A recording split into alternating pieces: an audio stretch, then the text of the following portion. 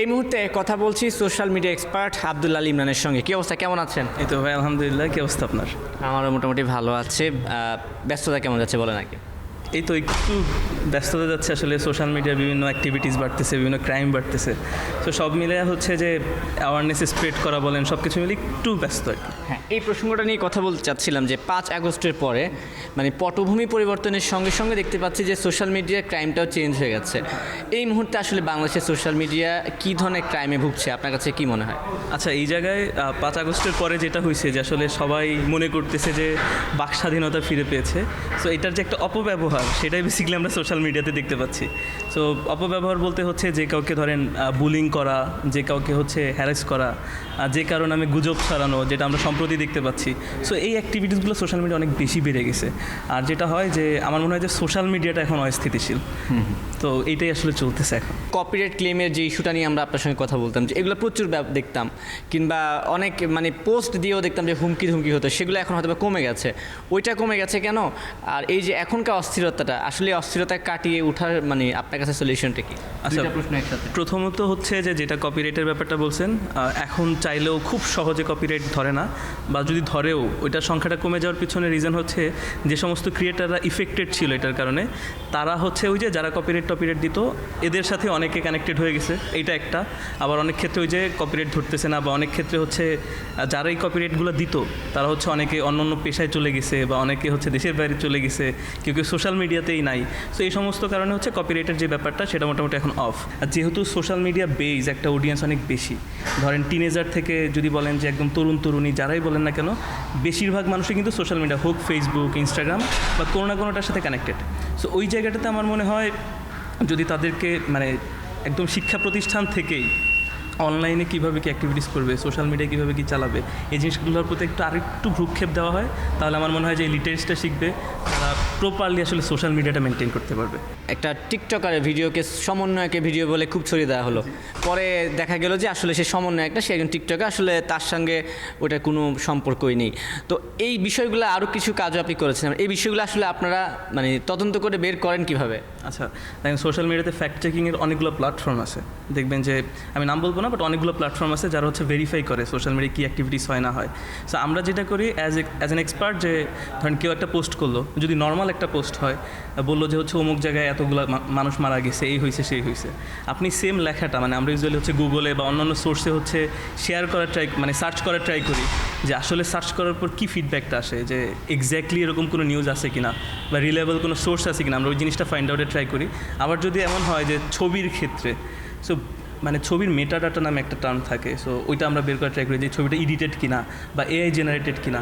So basically কিছু technical term থাকে, কিছু হচ্ছে আমরা নিজেরা সার্চ করতে পারি, কিছু হচ্ছে জাস্ট আপনি যদি টেকনিক খাটান অনেক ইনফরমেশনই হচ্ছে অলমোস্ট 80 to 90% ইনফরমেশন আপনি বের করতে পারবেন যেটা রিয়েল না ফেক। পে আউটের ক্ষেত্রে অনেকে সমস্যায় ভুগছে, অনেকে বলছেন যে আমার অ্যাকাউন্ট ঠিক আমি চেঞ্জ করতে চাই, সেক্ষেত্রে অ্যাকাউন্ট চেঞ্জ করলে আর টাকা আসতেছে না, হোল্ড হয়ে যাচ্ছে। আমি একটু এই পে আউট সম্পর্কে আপনার কাছ থেকে কন্টেন্ট ক্রিয়েটারদের জন্য পরামর্শ চাচ্ছি। আচ্ছা, দেখেন আমরা যখন মানে মনিটাইজেশনটা অন করি তখনই যে সবাই কন্টেন্ট ক্রিয়েটার থাকে বা আসলে বুঝে এরকমটা কিন্তু না। কমন ফলটা হচ্ছে ওই জায়গাটাতে হয়, বা যদি মিস্টেকটা করে ওই জায়গাটাতেই করে। যখন মনিটাইজেশনটা সেট আপ করতে যায় তখন হচ্ছে হয় তার বাপের ইনফরমেশন দেয়, মায়ের ইনফরমেশন দেয়, অথবা টিন সার্টিফিকেট যে কোনটা দেয় সে নিজেও জানে না। তারপর হচ্ছে যারা পে আউটে অ্যাডমিন থাকে, সো তাদের অনেক ভায়োলেশন থাকে। সো এই সব কিছু মিলে হচ্ছে পে আউটের ঝামেলাটা হয়। এটা সর্ট আউটের জন্য আমি বলবো যে আপনার যদি মানে শুরু থেকেই প্ল্যান থাকে যে আমি কন্টেন্ট ক্রিয়েশন থেকে একটা টাকা নিব, যেটাকে মনিটাইজেশনের টাকা বলে বা পে আউটটা বলে, যখন আপনি মনিটাইজেশন সেট আপটা করবেন তখন যে ইনফরমেশনগুলো সেটা প্রপারলি দেওয়ার ট্রাই করবেন, ওইখানে কোনো ভুল ইনফরমেশন দিবেন না, ব্যাঙ্ক ডিটেলস, সুইফট কোড, তো এই ইনফরমেশনগুলো ঠিকঠাক দিতে হবে। অ্যান্ড আমার মনে হয় যে যদি প্রপার ইনফরমেশন দেয় তাহলে কিন্তু এই রেস্ট্রিকশন বা হোল্ড করে দেওয়ার মানে ঝামেলাটা হয় না। আরেকটা যে ইস্যুটা হয়, অনেকে এই যে ভুল ইনফরমেশন দেওয়ার ফলে যখন হোল্ড করে দেয় বা ঝামেলা হয়, ভেরিফাই করতে বলে ডকুমেন্টস, তখন গিয়ে হচ্ছে তার আটকা যায়, ফলে এটা পুরো পার্মানেন্টলি রেস্ট্রিক্টেড হয়ে যায়। সো অ্যাভয়েড করতে হবে, কোনো ফেক ডকুমেন্টস দেওয়া যাবে না। ফেসবুকে হাহাকার, রিলসে টাকা আসছে না, আসলে কেন আসছে না, আর এটা নিয়ে কি কোনো শুভ বার্তা আছে কিনা আপনার কাছ থেকে? আচ্ছা, ফেসবুকের ব্যাপারটা হয় কি দেখেন, একদম শুরুতে দেখবেন যে যখন মানে লাইভের যে ব্যাপারটা ছিল, লাইভ ভিডিও থেকে অনেক টাকা দিত, তারপর হচ্ছে অ্যাড করলো ইনস্ট্রিম অ্যাডস মানে নর্মাল ভিডিও থেকে, তারপর অ্যাড করলো হচ্ছে রিলস, তারপর স্টার, এভাবে কিন্তু একটা একটা করে যখন টার্ম আসে, তো নতুন যখনই অপশন আসে পুরাতন অপশনগুলো ওরা অকার্যকরী করে দেয়, এটাই স্বাভাবিক। সো রিলস বন্ধ হয়ে গেছে মানে যে আর্নিং বন্ধ হয়ে গেছে, ব্যাপারটা এরকম না। যেটা ফেসবুক করছে সবগুলা সিস্টেমকেই একটা সিস্টেমের আন্ডারে নিয়ে আসছে, যেটা কন্টেন্ট মনিটাইজেশন বলে। সো কাহিনী যেটা হয়েছে যে কন্টেন্ট মনিটাইজেশনে এঙ্গেজমেন্ট, প্রপার ভিউজ, এগুলোর উপর ডিপেন্ড করে আর্নিংটা দেয়। তো সেই ক্ষেত্রে কন্টেন্ট ক্রিয়েটাররা যাদের আসলে কোয়ালিটি কন্টেন্ট থাকে বা মোটামুটি ভালো মানুষজন এঙ্গেজ করতে পারে, ধরেন 15 সেকেন্ড 20 সেকেন্ড যারা দেখে ভিডিও, ওগুলোতে কিন্তু ঠিকই আর্নিং হচ্ছে। বাট যদি কেউ ওই যে আউল ফাউল কন্টেন্ট দেয় সেক্ষেত্রে তো আর্নিং হবে না, এটাই স্বাভাবিক। সেক্ষেত্রে এখন স্টোরিতেও মানে একটু ভালো টাকা আসছে। হ্যাঁ, স্টোরিতেও টাকা আসতেছে। আমি যদি ক্রিম আপের প্রসঙ্গটাও বলি যে শিশু নির্যাতনের জন্য তাকে গ্রেফতার করা হয়েছে, অনেকগুলো প্রসঙ্গ ভাসছে, কিন্তু তার মধ্যেও উল্লেখযোগ্য হচ্ছে এই ক্যাসিনিওটা। এইটা নিয়ে জানতে চাই যে আসলে কন্টেন্ট ক্রিয়েটাররা যেটা করছে কতটা উচিত, বা তাদের জন্য আসলে ভবিষ্যতে কী অপেক্ষা করছে। আচ্ছা, আমি আপনাকে একটা স্ট্যাটিস্টিক বলি। হ্যাঁ, আমি 2 বছর আগে একটা নিউজ এরকম হয়েছে যে প্রায় 12 লক্ষ টাকা হচ্ছে ঋণ থাকার কারণে এক লোক মানে অনলাইন জুয়াতে 12 লক্ষ টাকা হারানোর পর সে নিজে আত্মহত্যা করছে, তার 2 সন্তানকে মেরে ফেলছে এবং তার স্ত্রীকেও মেরে ফেলছে। হাজারো পরিবার ধ্বংস হয়ে গেছে অনলাইন জুয়ার কারণে। জুয়া আসলে অনলাইনে হোক বা অফলাইনে হোক, জুয়া তো জুয়াই। অ্যান্ড রিলিজিয়াস পার্সপেক্টিভ থেকে এটা যতটা হারাম, আপনার হচ্ছে রিয়েল লাইফ ইফেক্ট যদি বলেন, এটা কিন্তু আরও ভয়ঙ্কর। মানে মানুষের তখন মানে মাথা কাজ করে না এক্স্যাক্টলি যদি জুয়াতে হারে। যারা কন্টেন্ট ক্রিয়েটার তাদের কিন্তু একটা ম্যাসিভ অডিয়েন্স থাকে। ধরেন একজনের 1 মিলিয়ন ফলোয়ার মানে হচ্ছে অলমোস্ট 10 লাখ মানুষ তাকে ফলো করে। এর মধ্যে অ্যাটলিস্ট 5 লাখ মানুষ তো অ্যাক্টিভ ফলোয়ার্স, বা এর মধ্যে 2 লাখ মানুষ তো আছে যারা তার অ্যাটিটিউড, তার অ্যাক্টিভিটিসটাকে ফলো করে। সো কন্টেন্ট ক্রিয়েটারদের আমার মনে হয় যে তাদের সোশ্যাল মিডিয়া লিটারেসি, যেটা আমি একটু আগে বললাম, ওই জিনিসটা শেখা দরকার। আসলে কি আমি প্রমোট করব কি করব না। আপনি যদি ধরেন তারা যদি হচ্ছে জুয়ার প্রমোটটা করে, ওইখান থেকে যদি 100 মানুষও জুয়া খেলে, 100 মানুষের মধ্যে যদি 50টা মানুষও তার পরিবার ধ্বংস হয়ে যায়, এটা দায়ভার কিন্তু কন্টেন্ট ক্রিয়েটারদের। সো উচিত অনুচিতের জায়গায় টোটালটা হচ্ছে তার মানবিকতার ব্যাপার। আর যেহেতু এটা একটা ক্রাইম, সো সে তো চাইলেই ক্রাইম করতে পারে না, কিন্তু সে শুধু ক্রাইম করতেছেই না, সেই ক্রাইমটাকে প্রমোটও করতেছে।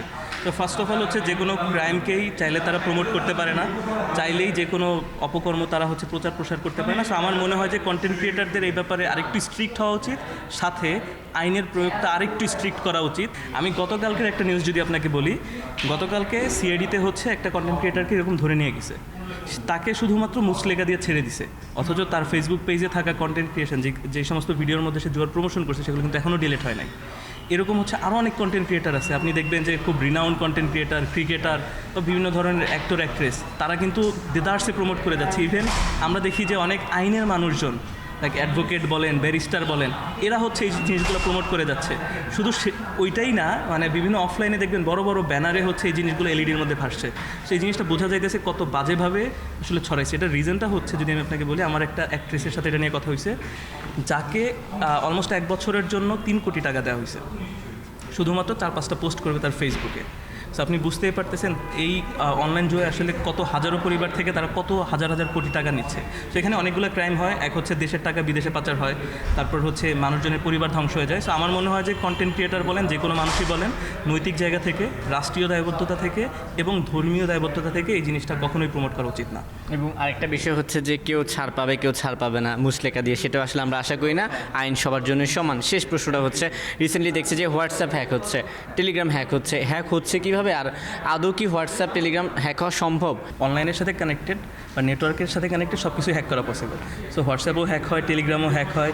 মোস্ট অফ দ্য টাইম দেখা যায় যে হচ্ছে ওরা কোনো কিছু ইনগ্রেডিয়েন্টস ফিশিং টাইপের হোক, যেটাই হোক, আপনার এখানে ইনপুট করে, আবার হচ্ছে ফিশিং লিঙ্কের মাধ্যমে আপনি ডেটা দিয়ে দেন, সেটার মাধ্যমে হ্যাক করে। এখন এটা দিয়ে যেটা করে সেটা হচ্ছে, আপনি দেখবেন বিভিন্ন এক্সপোজের কাহিনী চলে, যেটা আগে হয়তো দেদারসে ফেসবুক আইডি হ্যাক হইতো। টেলিগ্রামে যে জিনিসটা বেশি হয়, দেখবেন টেলিগ্রামে অনেক ভালগার গ্রুপ থাকে, 18+ গ্রুপ থাকে, যেখানে হচ্ছে এই যে ব্যক্তিগত মুহূর্তের ছবিগুলো মেয়েদের, এগুলো কেনা বেচা পর্যন্ত হয়। শুধুমাত্র কেনা বেচা না, ওই জায়গা থেকে ব্ল্যাকমেল করে তার কাছ থেকেও টাকা নিচ্ছে, অনলাইনেও বিক্রি করতেছে। ইভেন এটাকে একটা বিজনেস মডেলে টোটালি হচ্ছে মানে রূপ দিচ্ছে। আমরা হচ্ছে কিছুদিন আগে দেখছি যে মানে একটা টেলিগ্রাম গ্রুপ নিয়ে হচ্ছে খুব মানে নিউজ হয়েছে, পুলিশ ধরছে, যদিও আবার ওরা ছাড়াও পেয়ে গেছে। ওই সিমিলার ঘটনা কিন্তু এখনও থামছে না, এটা কিন্তু মানে বাড়তেছেই।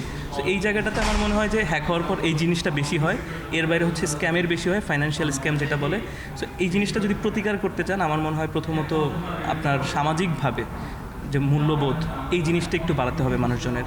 তারপর হচ্ছে আপনি ব্যক্তিগত ছবি ভিডিওগুলো কেন সোশ্যাল মিডিয়ায় শেয়ার করতে যাবেন, এই জায়গা থেকে আমাদের নিজেদের রেজিস্ট করতে হবে, নিজেদেরকে আটকাতে হবে। অ্যান্ড সেকেন্ড থিং হচ্ছে যতটুকু সম্ভব সচেতন থাকতে হবে। অফলাইনে যেমন হচ্ছে চোর ডাকাত দেখলে আপনি মানে পাল্টা অ্যাকশন নেন, আপনি ঘরে তালা, শক্ত একটা তালা দেন, দারোয়ান রাখেন, আপনার অনলাইনেরও সিকিউরিটি বা দারোয়ান রাখতে হবে, আপনাকে সেফ রাখতে হবে, এটাই মনে হয় আমার। এবং মাঝে যে কোনো লিঙ্ক আসলে ক্লিক করা যাবে না, তাই তো? লিঙ্ক আসলেই ক্লিক করা যাবে না। ঠিক আছে, আপনাকে অসংখ্য ধন্যবাদ, ভালো থাকবেন। জি, আপনিও ভালো থাকবেন।